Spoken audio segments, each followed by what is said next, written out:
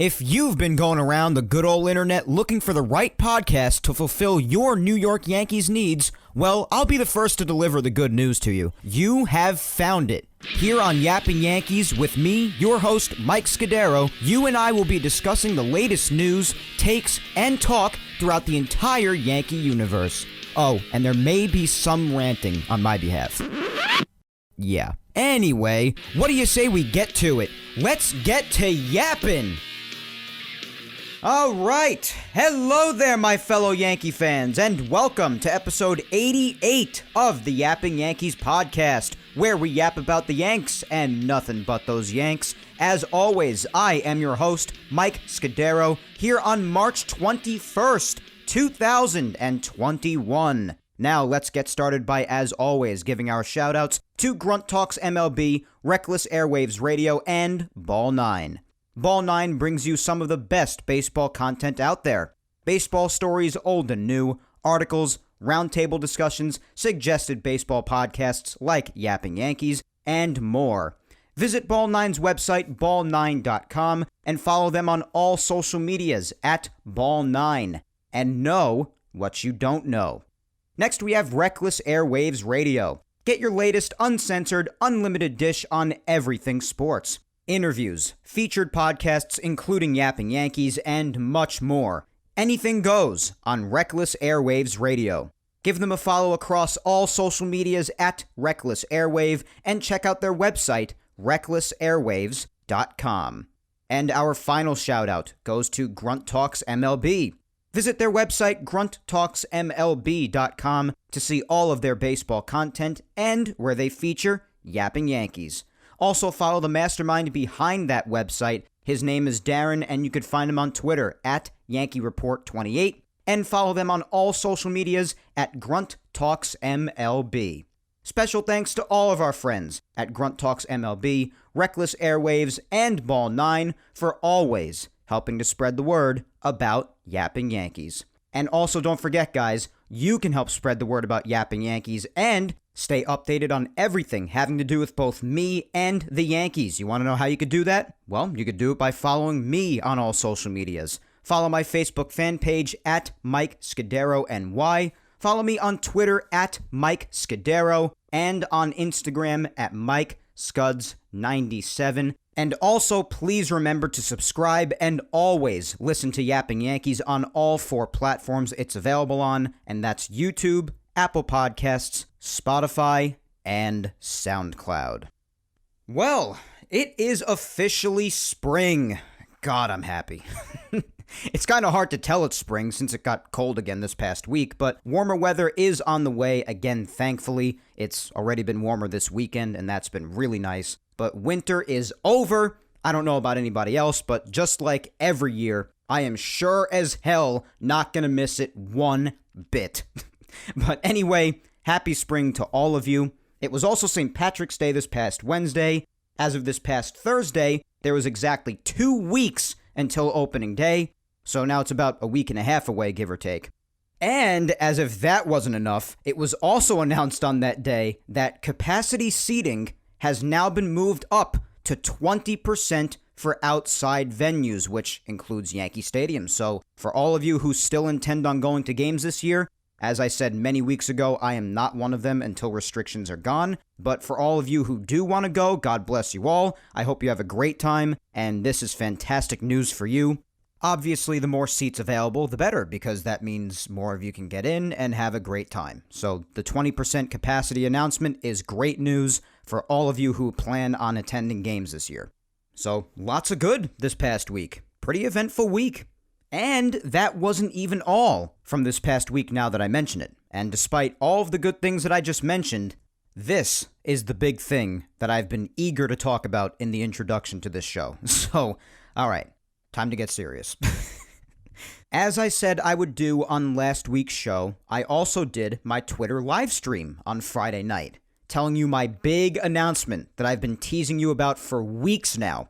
And to all of those who stopped by for my big announcement and watched the live, or even if you watched it afterwards if you couldn't catch it live, I thank you very, very much, of course, but even if you didn't see it at all, it's still right on my Twitter page, so just head right over there to watch it if you want. Again, my Twitter handle is at Mike Scudiero. That's the handle. But otherwise, although I wanted to go live on my Mac and use my microphone and everything, but it turns out you can't go live only using Twitter on a desktop without an outside streaming service. Thanks a lot for that, Twitter. But otherwise, even if it was just on my phone, it was a lot of fun, as I anticipated it would be, and people were beyond thrilled about the announcement. Twitter and all social media platforms after the announcement just completely blew up, and I cannot thank each and every person who congratulated me and wished me the best of luck enough, because it was overwhelming, the amount of support that I received after this announcement finally went public that I could not wait to tell all of you about. And you guys are always fantastic with supporting me. I'm not comparing this support to the prior support, but I'm just saying that the support here after this announcement finally went public was off the charts, and I cannot thank you enough. And let me tell you, I am really, really looking forward to the future, in general, and with this show. And in case you are one of those who missed the announcement on Friday, and you don't know how to use Twitter, or you're too lazy to go to my Twitter page and watch the archived video, I'll give you a quick recap of what the announcement basically entailed. But the official announcement was that this show, Yapping Yankees, my baby, is officially partnering with and becoming a product of Ball 9. And I could not be happier about this. Now, before I get into some details about Ball 9, for those who don't know what it is, I mean, I've only been shouting it out for months now, at the beginning of every show and at the end of every show, but if you don't know what it truly entails, or you've never seen any of the content, or you've never been to the website before, then I'll explain a little bit more about it, its background, and everything. But for those panicking that this official partnership and Yapping Yankees becoming a product of Ball 9 might actually change the show itself at all, well, you've got nothing to worry about, because I'll tell you how the situation is regarding the show itself. So, as far as the content and the format, and Yapping Yankees overall in itself, everything is going to be the same. I'm still going to be the host and the only host. It's still going to come out every Sunday. It's still going to be available on the same platforms. The format of the show is still going to be exactly the same. The introduction like we do now, the social media segment afterwards, Yankees news after that, and whenever baseball's going on, the weekly recap to end things.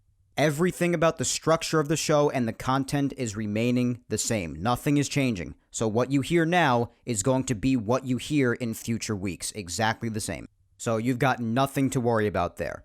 There are a couple of things that are changing, though, but they're really like outside factors, if you will. The first thing is the logo of the show, which I've actually been thinking for a while now of a logo change, because while I love the current Yapping Yankees logo, and it's been this logo since very near the beginning, it's time for a change. I'm coming up on 2 years since I started this show. And for those of you who have been listening since the beginning or very near the beginning, you'll know that I started this show like right after I graduated college, so at the end of May in 2019 or maybe like the beginning of June.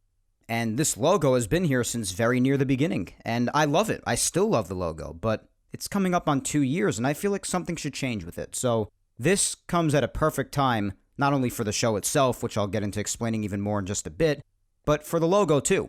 And I also did a logo reveal on the live on Friday night, so again, that's also why you should check out that live on your own, because obviously I can't show that to you right now because this is a podcast that's very much like radio, so I can't visually show you the logo on here, but I revealed it on Friday night during the Twitter live. So again, go to my Twitter page to watch the live if you want to see the new logo. But the logo is changing, and again, the logo is extremely awesome. It just shouts Mike Scudiero at you. If you know me and you know the kind of person I am, it's literally me. It embodies me. And I absolutely love it. And everybody that's seen it so far is also in love with it. So I'm very excited for that.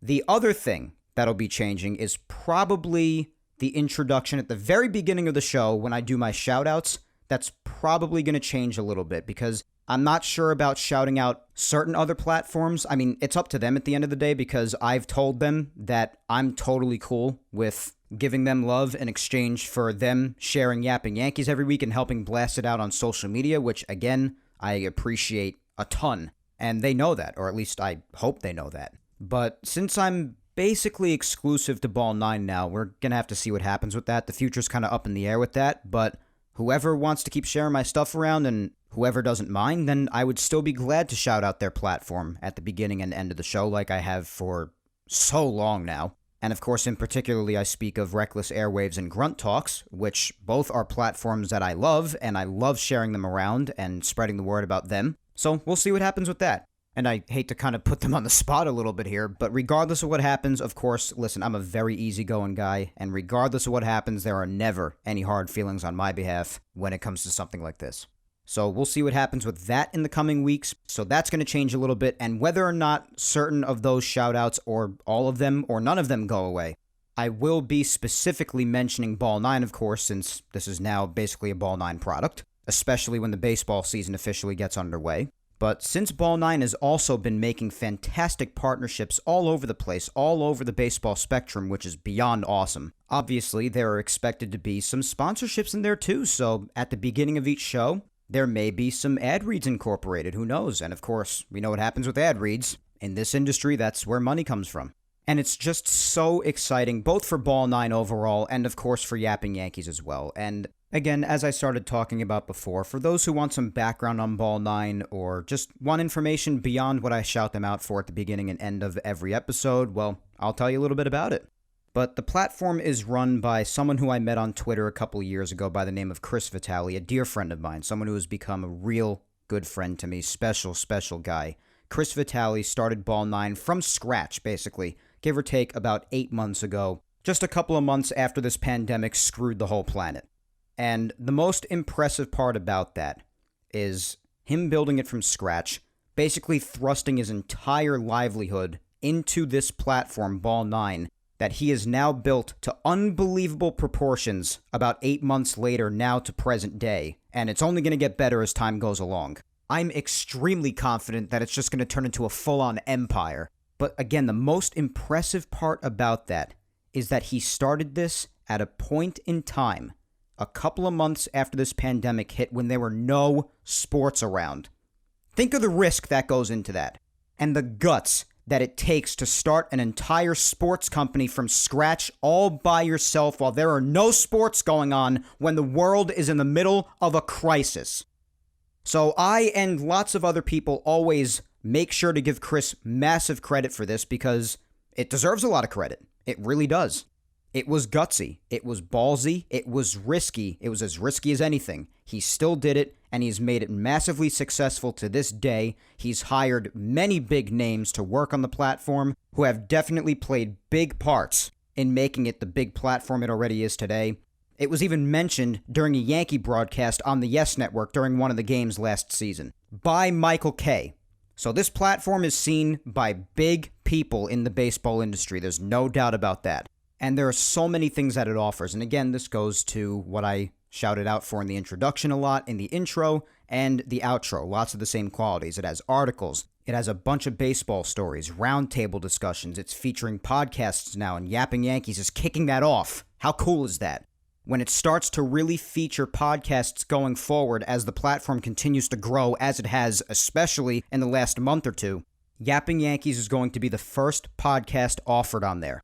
And they've already been blasting it around social media for months and months and months now since I started shouting them out a while back. And now they're going to be directly featuring it and promoting it as a Ball 9 product, of course, on their own social medias and their own website, since I'm officially partnering with them and becoming a product of them. Which, again, I cannot be more thankful for if I tried. So, as I was saying before, they just have top-tier baseball content. They really do. And Chris also deserves all the success that Ball 9 has experienced and the vast success that is yet to come in the future, because when I say this guy gave everything to starting this company, I mean he gave everything. He's dedicated his life to it, and without getting into specifics, he's starting to see that come back his way now. He's starting to see all of his undying hard work pay off, and this is just the beginning. It really is. I've loved the growth of this platform over the course of the last 8 months, especially amidst a pandemic, which is that much more impressive to me. And I just think going forward, it has enormous potential. Enormous potential. So when Chris came to me about this opportunity of partnering with and becoming a product of Ball 9, and talking to me about the opportunities that come with it, both financially and otherwise, just across the board. And of course, just also having the opportunity to work with him directly, and believe me, Chris is really a dear friend of mine, and he's truly just a really, really good guy. I just couldn't refuse it, and I'd be a moron if I did. Chris opened up the dialogue with me about the possibility of doing this maybe about a month or two ago, and we've kept it on the down low since. I started teasing it a few weeks ago that there was some sort of announcement in the wings on this show, and then I didn't mention it there for a little bit, for a while, and then I started really teasing about it again in the last couple of weeks, give or take, and this past week we were just ready to go public with it. So this is official. Yapping Yankees in the next couple of weeks is going to officially be partnering with and becoming a product of Ball 9. And I cannot be more thrilled for Yapping Yankees to be a massive step on the journey to making Ball 9 become one of the most respectable, one of the most reliable, and one of the most beloved baseball outlets on the internet. And it's just going to be amazing. There's really no other way to put it. It's going to be absolutely awesome. I cannot wait to work with Chris regularly, and I can't wait to see all of the opportunities that come pouring in for me and this show, and for Ball 9 as time goes along. And I'm really confident, and Chris is really confident, that this is going to be equally beneficial for everybody. And this really is an awesome thing for a show that I just started, again, as I said earlier, just a couple of years ago, just as a fun side project to do on weekends, every Sunday, just talking about something that I'm extremely passionate about, of course, that thing being the New York Yankees, and just as a means to keep my broadcasting skills sharp after I graduate from college. All of those things combined, that's really why I started this show. Those were the main motivators behind it. I did a couple of radio shows throughout college for years, and I just wanted to keep it going afterwards, keep the broadcasting skills sharp, do a fun side project on the weekends to keep me occupied, and do something really, really enjoyable. Talk about the thing that I am most passionate about in this world, other than my immediate family and my closest friends, and of course that being the Yankees, and providing people with a fun and informative Yankee podcast that they can enjoy every week, and applying all of those skills and knowledge that I learned in college to this show in an effort to give you the best Yankees podcast that I possibly could. There were just a few motivators behind it. That was all I needed in order to be motivated to start this show almost a couple of years ago, and just thinking on it and realizing that today is episode 88 is just surreal to me. It feels like I just started the show yesterday still. It's unbelievable how fast time flies, and maybe that's because in part of how much we've experienced in our time on Yapping Yankees, how much has happened since May of 2019. Think about it. It's been downright incredible. I don't think there's ever been more to talk about in about a 2-year window than there has been in these last 2 years. Just go down the list. And it's also obviously because of how much fun I have doing this. But in any event, I cannot wait for this to take form in the next couple of weeks and going forward. The opportunities that it's going to create for this show and for Ball 9, just again, Chris and I are very confident that this is going to be equally beneficial for both sides. And with all the great things that this is going to bring to this show specifically, the exposure, even financially, this is something that a young broadcaster such as myself, who just started this thing as a side project, gladly sacrificing my time on a Sunday for, this is something that people like me only fantasize about. And I'm so eager to see this show take yet another step towards incredible success and to also help Ball 9 in achieving all of its goals going forward. So I also want to take this opportunity to thank Chris and thank everyone at Ball 9 for this incredible opportunity. I think this is a hell of a team up, and I cannot wait for what comes next.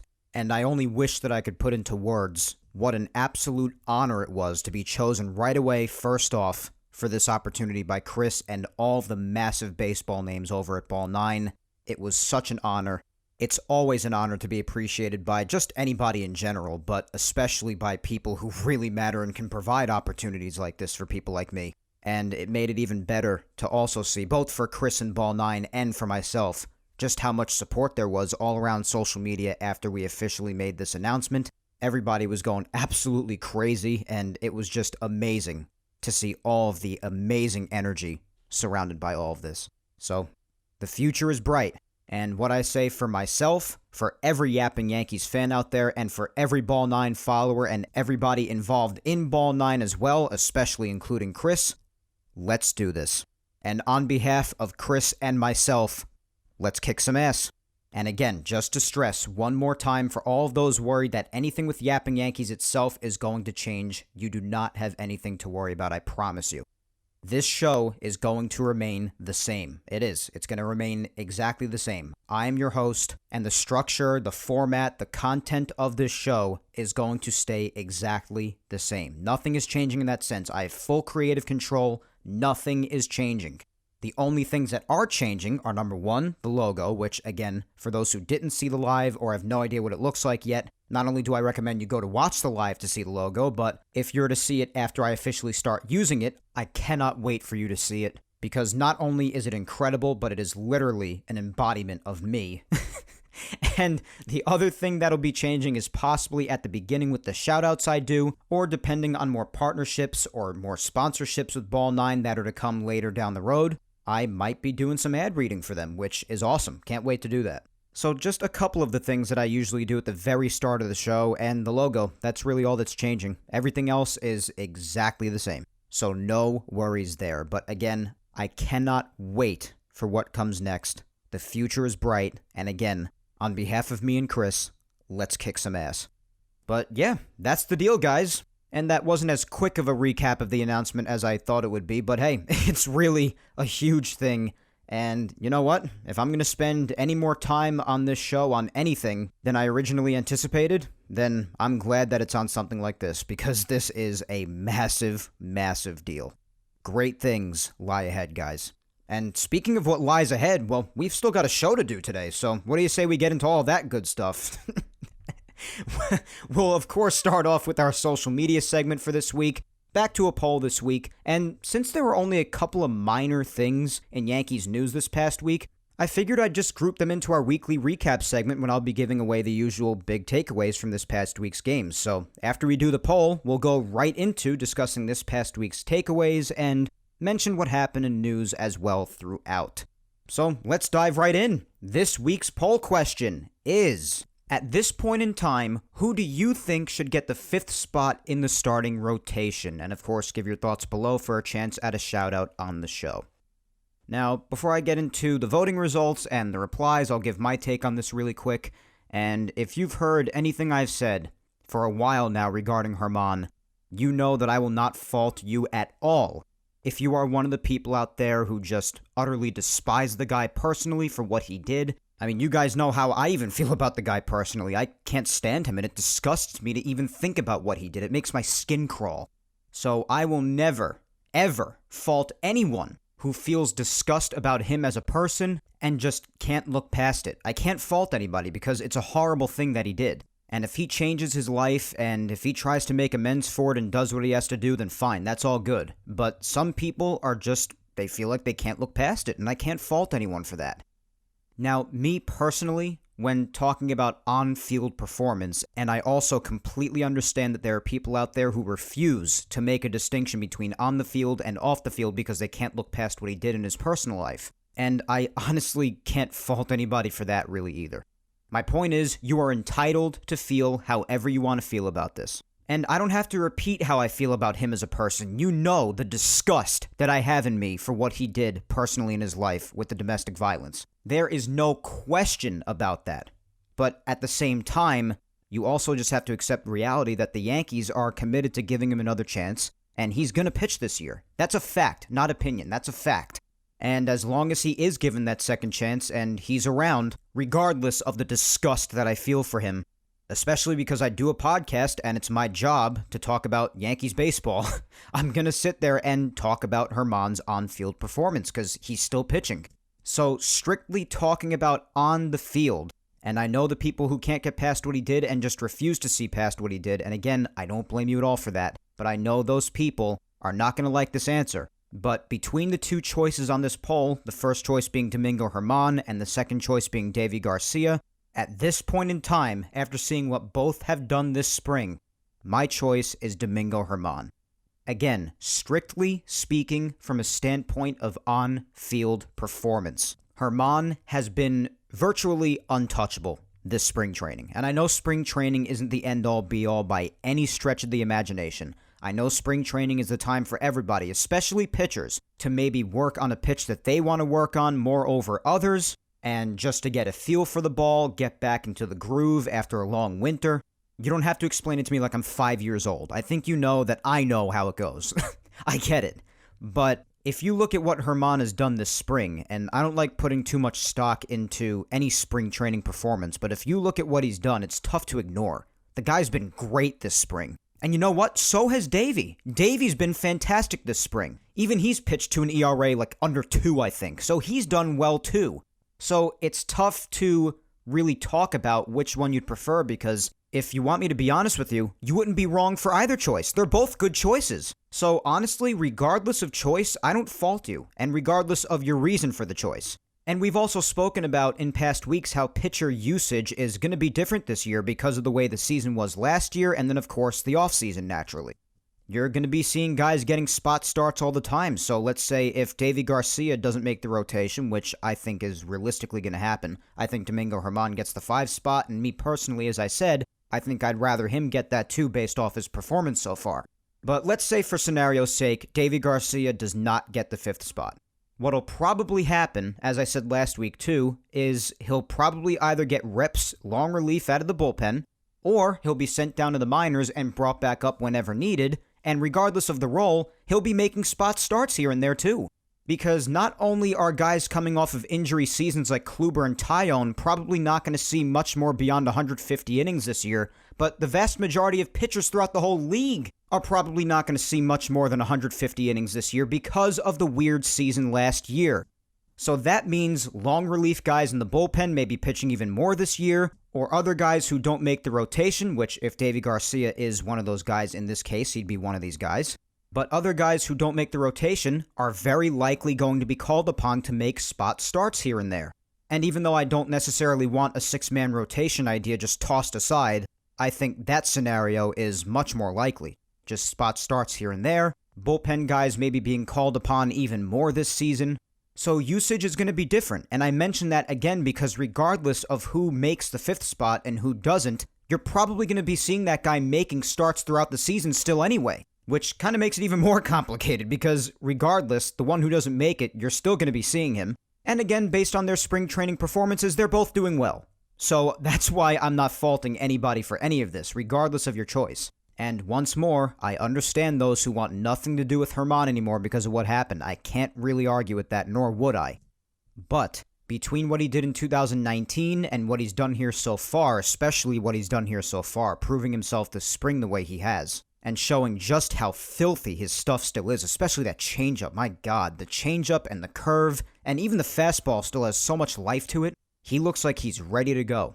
But even in Davey's case, again, Davey is pitching to a great ERA. He's doing a fantastic job. Even though his command was a bit off with some of his starts, he's still done a fine job.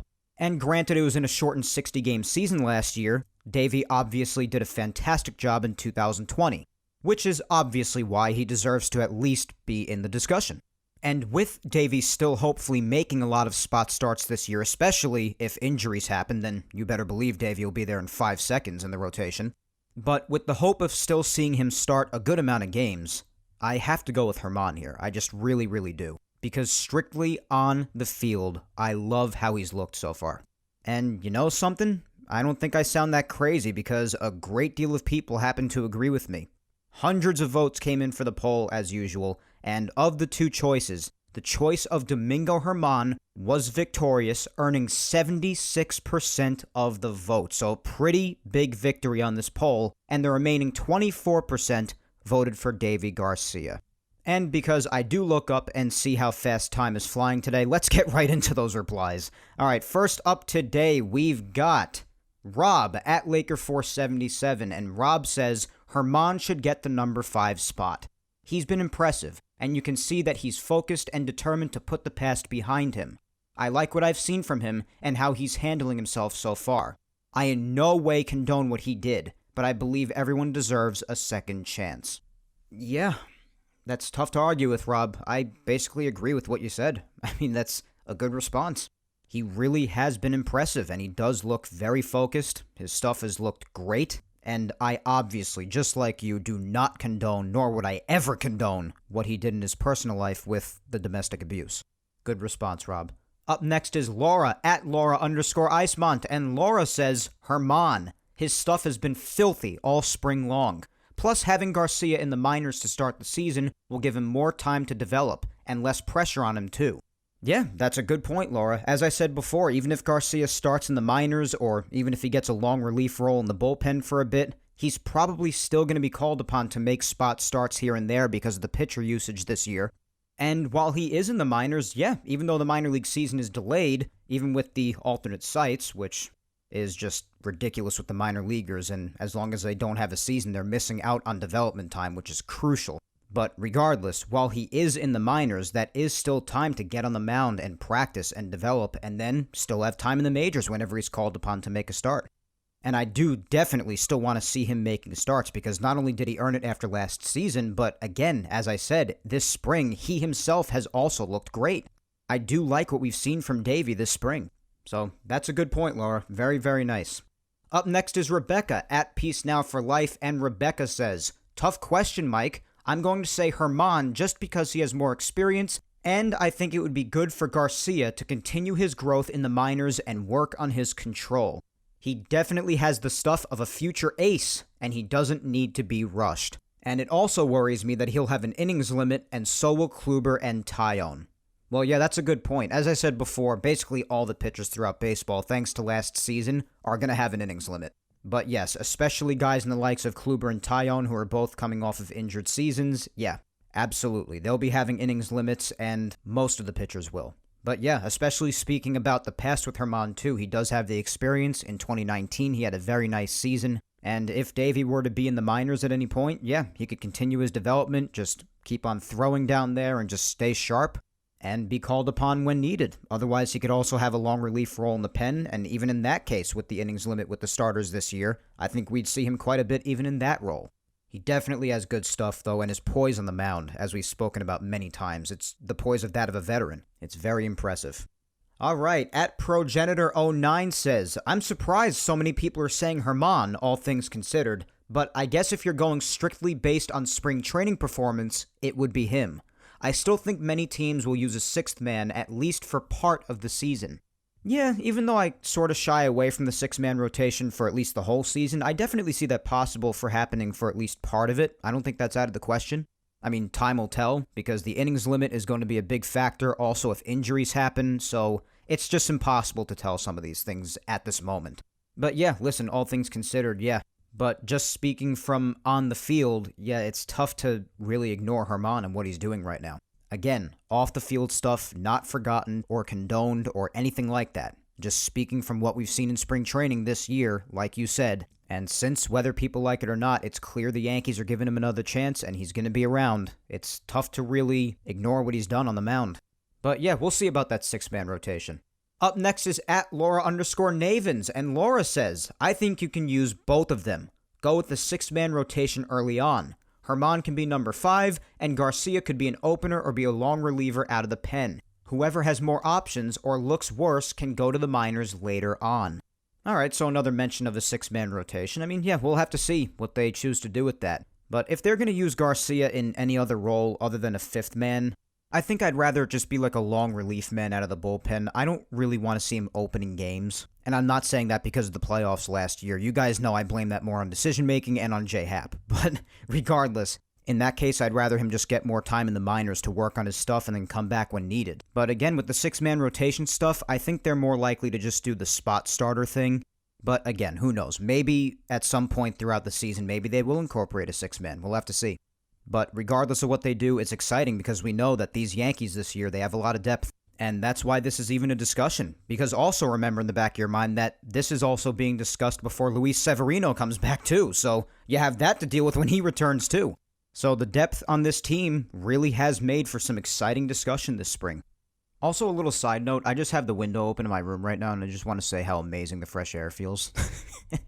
It's warm out again today, and it feels really nice. Anyway, let's keep going. Up next is at Bronx Bomber 447, and they say, I think a six-man rotation is a better idea for 2021. Well, another six-man rotation idea.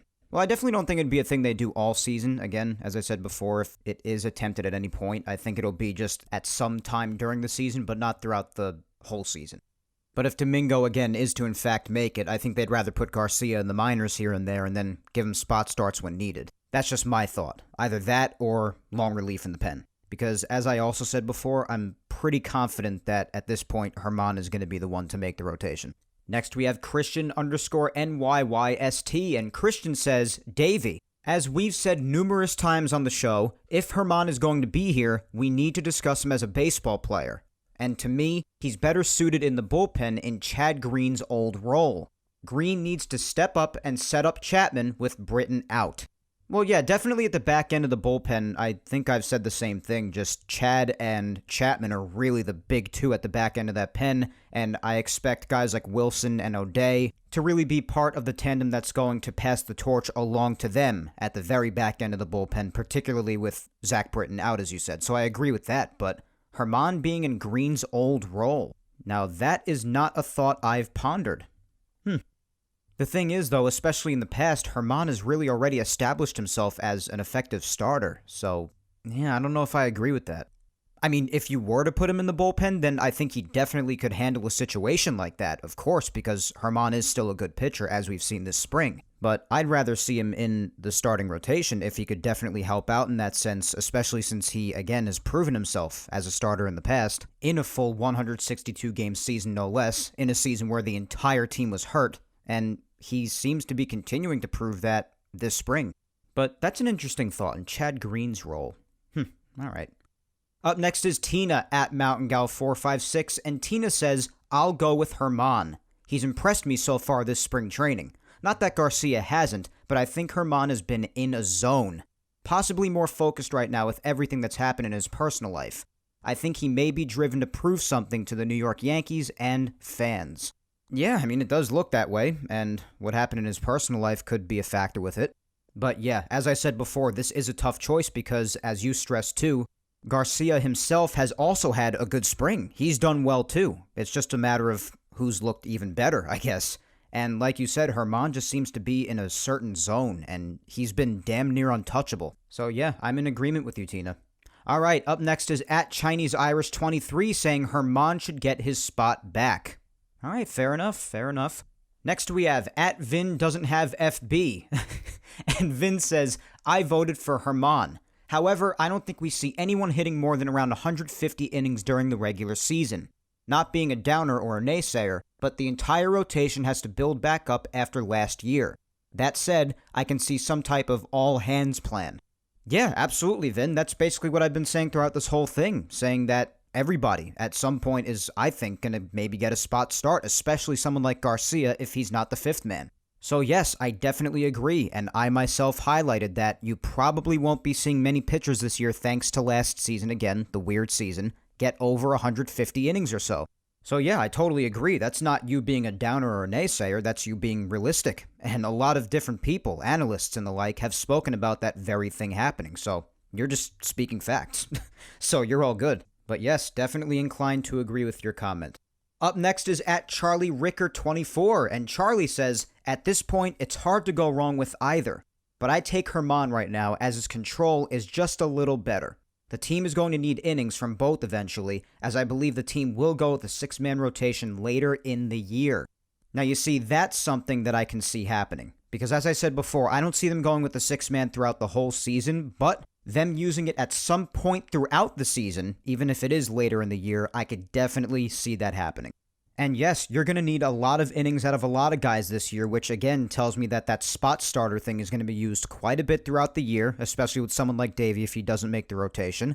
And like you said, it's hard to go wrong with either one. I've stressed that too because they're both doing a good job, but Germán is doing just a bit better. That's just the truth.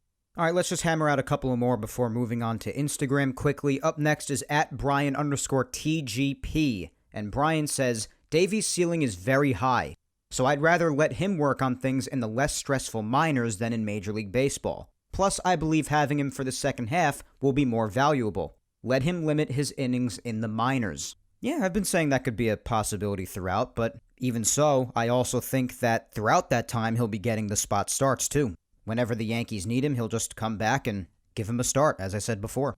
At V Arena 57 is up next, and they say, I think they should both be in and Monty out. Why? Monty's done fine. I think he's looked more than fine this spring. But it's been pretty established regardless that Monty's basically a lock in the rotation for now at least. He's going to probably be the number 4 guy. James Celestin at Black Rebirth 52 is next, and James says, Herman, he's pitched better, has better stuff, and had a better spring in my opinion. Yeah, I mean, I agree, because I think Herman should make the 5th spot too, but again, it's a tough choice because while Herman has been a little better, Davey's done really well too. I think we've well established that neither one would be a wrong choice. They're both a solid choice, but it's just a matter of which you'd rather, which one has done just a bit better than the other. All right, let's finish here on Twitter with @BobbyTats631, and Bobby says, the Yanks can't go wrong with either, but Herman has looked a bit better this spring. Yep, I agree, Bobby. That's the truth.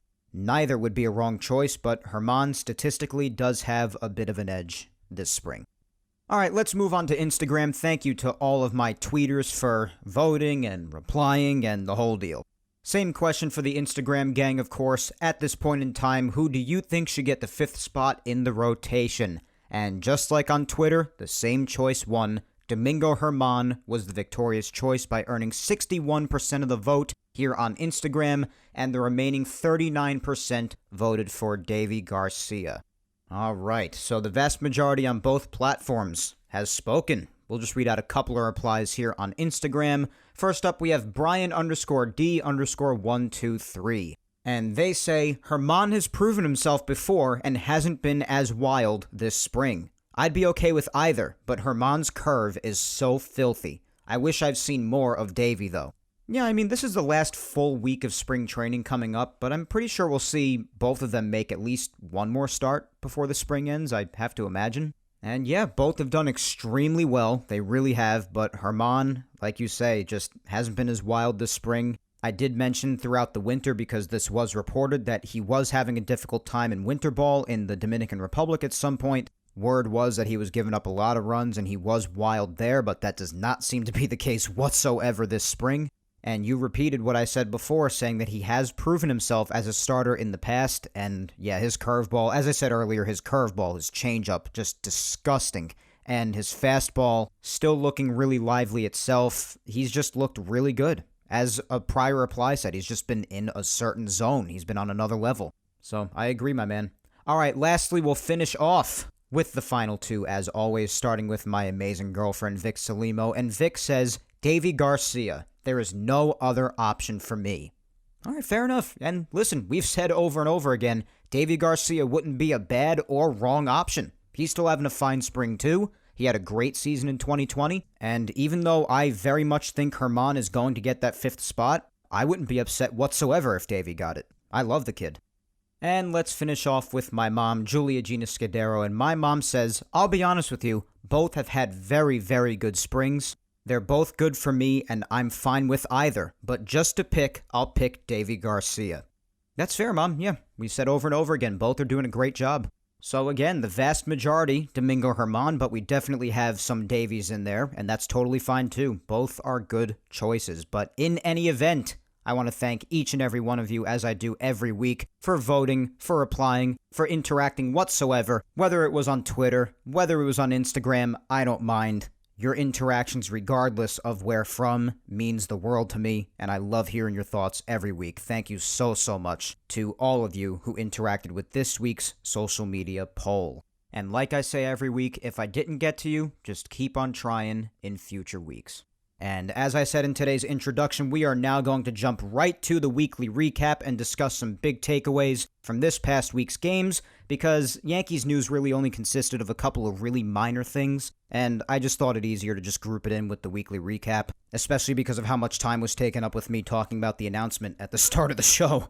So, let's without further ado get to this week's recap of games and discuss some big takeaways, starting from last week's game, and I'm actually looking over at the TV now. And the Yankee game today is actually just getting underway, the game against the Blue Jays. Cole is on the mound. Looking forward to seeing how he does, but that's just getting underway in the next few minutes, give or take. In the meantime, let's go back to last Sunday, and this game was just getting underway when I had finished recording last week's episode, but the Yanks would keep the winning going at the time, but almost didn't, because the game from the second inning on until the ninth was 1-0 Blue Jays. And that one run came off of Davey in the second inning, who started the game, who otherwise had himself another nice start. 3 innings, just 1 hit that would drive in the 1 Blue Jays run, an RBI double. He struck out 2, and he looked fine again. Davey just getting it done. Litke came in after Davey and pitched yet another very nice inning. He's been doing that all spring. Wojciechowski pitched 2 scoreless innings. Nick Nelson also pitched an inning and a third scoreless. And actually, amongst all the bullpen names that I've been talking about in prior weeks, Nelson's name has, at times, actually escaped me. Just so many names this time of year, you're bound to let 1 or 2 slip by sometimes.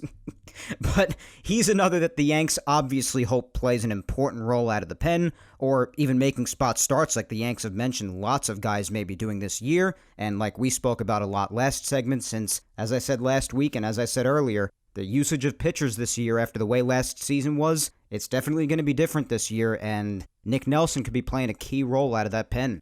Otherwise, Nick Goody pitched 2/3 of an inning scoreless. Glenn Otto pitched a scoreless inning. So the pitching did a fine job, but again, the offense was completely silent until the ninth, when the big guys were out of the game by then, and the Yankees minor leaguers piled on 5 runs to win 5-1. So a nice little comeback.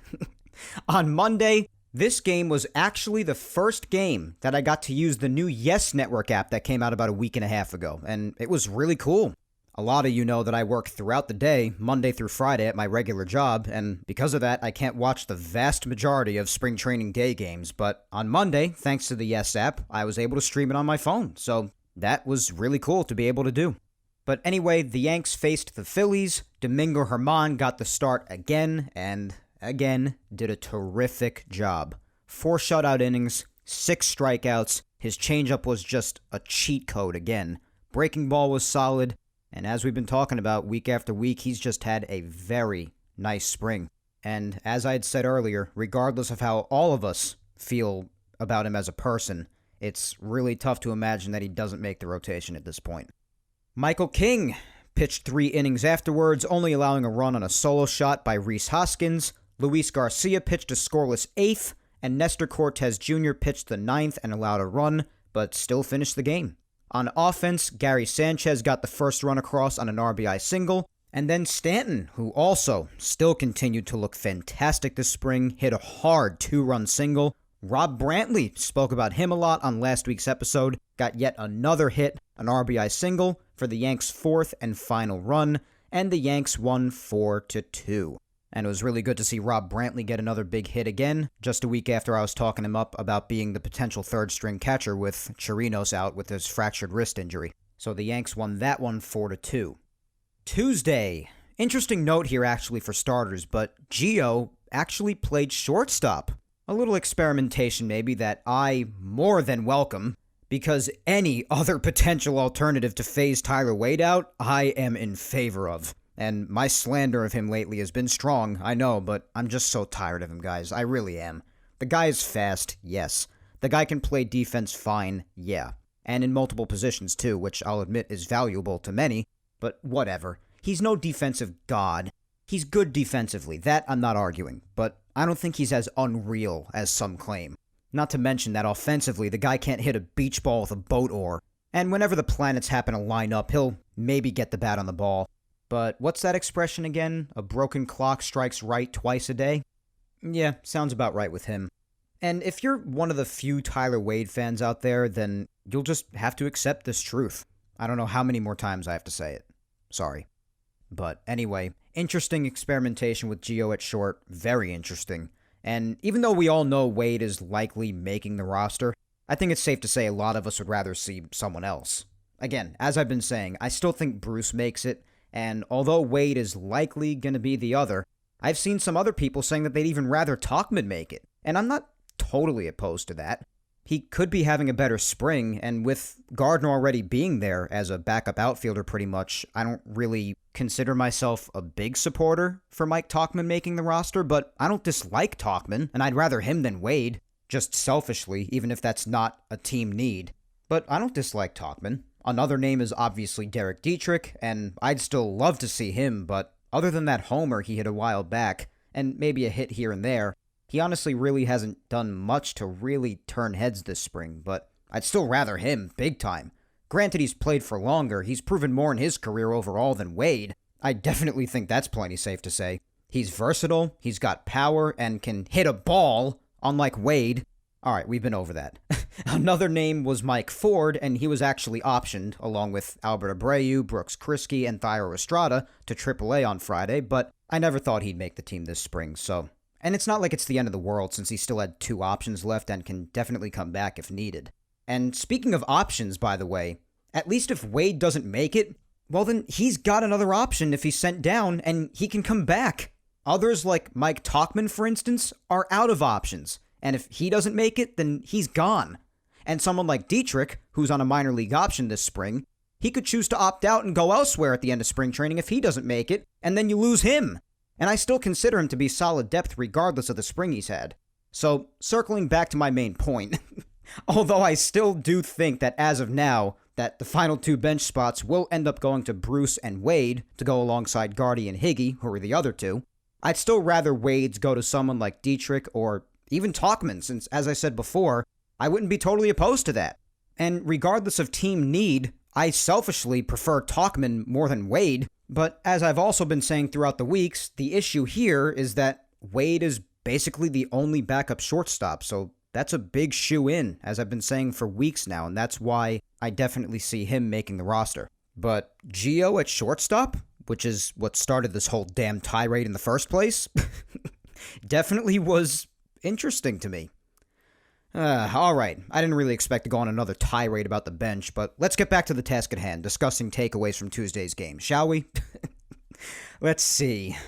Cole started the game. He threw 3 2/3, striking out 5, gave up 2 runs on 2 solo shots. One of them was definitely aided by the wind, but hey, that happens in spring training. I still thought Cole's stuff was solid, so that's fine. Loaisiga pitched 2 1/3 innings after that, again, shutout, continuing to do very well himself. Sessa pitched an inning and a third, allowed another run. Lyons pitched 2/3 shutout, and Bearclaw finished in the 9th and allowed a run. Offensively, Frazier had himself a hell of a game. RBI single, a solo shot, 3 for 3 on the night. Gio walked in a run. Derek Dietrich drove in a run after getting hit by a pitch, which has happened pretty frequently to him this spring. Mike Tauchman hit another home run, a 2-run shot, and the Yanks won 7-4 over the Tigers.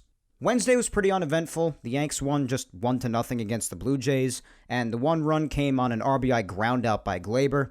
The Yanks pitching, though, especially starting pitching yet again, continued to just be the story this spring.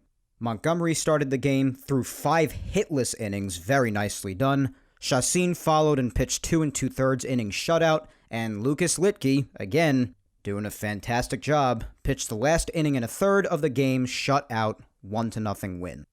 Thursday was an off day. The Yanks faced the Phillies on Friday. This was the night of my Twitter Live, and this game was not covered anywhere whatsoever. TV, radio, nothing.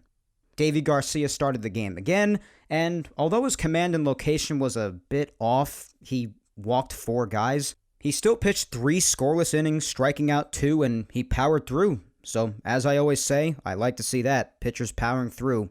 After Davey, a few of the big guns out of the pen came in, and they all looked terrific. Chapman, perfect inning. He's been scary good, and that splitter just continues to haunt hitters everywhere.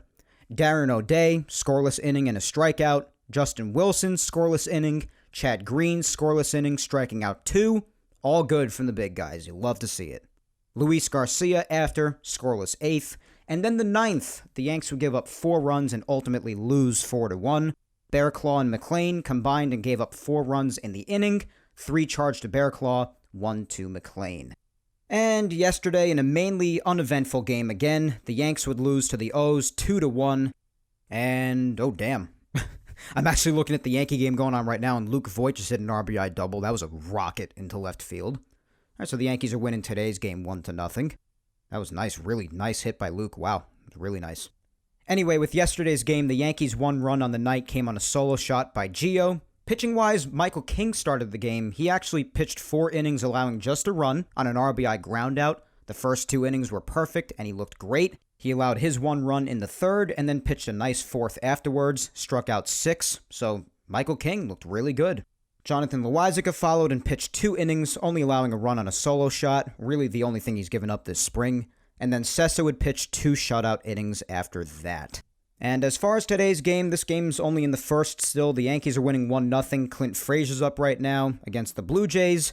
And Cole is pitching today, so when the Blue Jays come up to bat, we'll see Garrett Cole.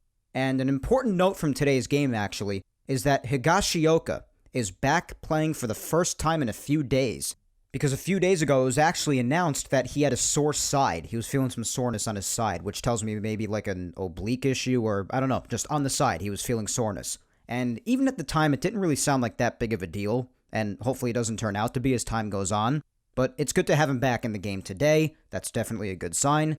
And that was actually announced a few days ago alongside the announcement that Adam Warren also had a sore shoulder, and he was shut down for about a week, and it's been almost a week for that, so we'll see how Adam Warren's situation goes too. But that injury bug, man, it just keeps on trying, I'll give it that. And this time, seemingly with the team's depth. I'd rather it be the depth than the big guys, but I'd also rather it be no one at all. But regardless, it's good to see Higgy back nonetheless, and hopefully for him, it was just a few days off that he needed for his side to stop bothering him. But I'm actually just glancing over at this Clint Frazier at bat right now, and while I do that, let me just give the games for the rest of the week here in the final full week of spring training, because then by the time we talk next on the 28th, opening day will be just 4 days away. My God, I can't wait.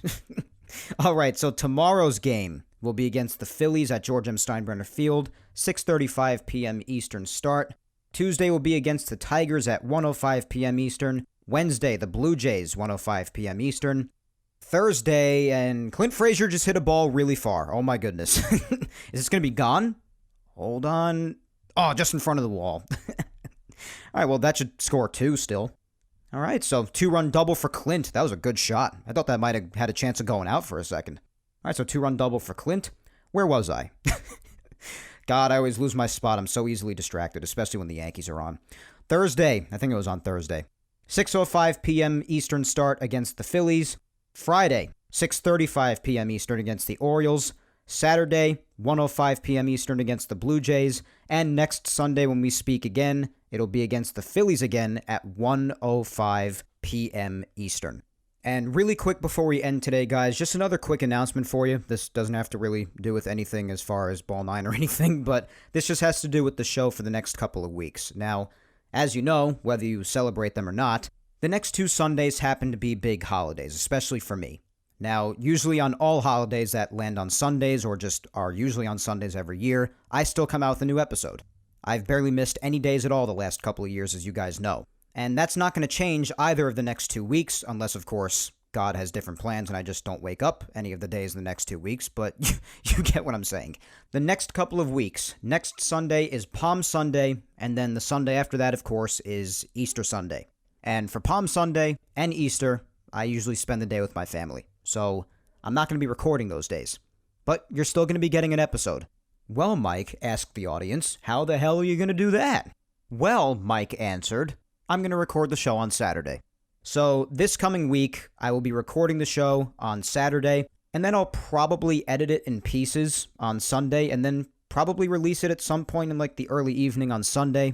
And that seems like the plan. So I'll be doing that the next 2 weekends. So I'll be recording this Saturday and the Saturday after that, and I'll be releasing the episode all the same on the 28th next Sunday, and then the Sunday after that on Easter Sunday, which I believe is April 4th. So that's the plan, guys. So you'll still be getting episodes next Sunday on Palm Sunday and Easter Sunday the weekend after that, except I'm just going to record them on Saturday and then edit them here and there on the 2 Sundays and get them out to you at some point in the early evening on each of those Sundays probably. So that's the plan. But otherwise, as for now, guys, that is all for episode 88 of Yapping Yankees. What an episode it was. Lots of fun Yankees discussion, and also just so great finally telling you about the announcement. Again, you should have seen it on Friday's Twitter Live, but in case you didn't make it, then you heard it right here. But I do recommend you go back and watch that, not only because there's even more information than I already gave you earlier on in the show today, but I also had Chris himself on the Twitter Live back on Friday, and it was really good to hear from him himself, and we both spoke and basically told everybody what was going on. So I do advise, even if you have heard the announcement here officially, that you go back and watch that Twitter Live from Friday. Really good stuff, but I still had a blast, nonetheless, telling you about it on today's episode. But before we end today, let's, as always, give one last shout-out to Grunt Talks MLB, Reckless Airwaves Radio, and my new partner and employer, Ball 9. Ball 9 brings you some of the best baseball content out there. Baseball stories old and new, articles, roundtable discussions, suggested baseball podcasts like Yapping Yankees, and more. Visit Ball 9's website, ball9.com, and follow them on all social medias at Ball9. And know what you don't know. Next, we have Reckless Airwaves Radio. Get your latest uncensored, unlimited dish on everything sports. Interviews, featured podcasts including Yapping Yankees, and much more. Anything goes on Reckless Airwaves Radio. Give them a follow across all social medias at Reckless Airwave, and check out their website, recklessairwaves.com. And our final shout out goes to Grunt Talks MLB. Visit their website, grunttalksmlb.com, to see all of their baseball content and where they feature Yapping Yankees. Also follow the mastermind behind that website. His name is Darren, and you could find him on Twitter at YankeeReport28, and follow them on all social medias at Grunt Talks MLB. Special thanks to all of our friends at Grunt Talks MLB, Reckless Airwaves, and Ball 9 for always helping to spread the word about Yapping Yankees. And obviously be sure, guys, to follow me on all social media so you can keep up on the latest having to do with me personally, along with the Yankees and Yapping Yankees announcements, content, and Twitter and Instagram social media segments every Saturday. Follow my Facebook fan page at Mike Scudiero NY. Follow me on Twitter at Mike Scudiero and on Insta at Mike Scuds97. And guys, I'd also really appreciate it if you took the time to hit that subscribe button on the Yapping Yankees YouTube channel. The YouTube channel did just pass 300 subscribers, so I want to thank you all so much for that. Keep on helping it along and subscribe. And also subscribe and always listen to Yapping Yankees on SoundCloud, Apple Podcasts, and Spotify as well. And listen to the past Yapping Yankees episodes that you've missed too while you're at it. Episodes 34 up to episode 88 today are available on YouTube, and all Yapping Yankees episodes, including today's, are available on SoundCloud, Apple Podcasts, and Spotify. Once again, thank you 3000 for listening to me yap today. I am Mike Scudiero, and I will talk to you next Sunday, March 28th, when I come at you with episode 89 of Yapping Yankees. Until then, guys, hang in there, be patient, please stay safe, look out for your loved ones, enjoy this final full week of spring training baseball, and I actually just looked over at the television and saw that Derek Dietrich got an RBI single. All right. It's my boy right there. All right, so the Yankees are winning 4-0 now. But anyway, as I was saying before, enjoy the final full week of spring training, guys. Opening day is getting closer and closer, so not to worry. Soon the games will count. Enjoy your week, my friends, and take care.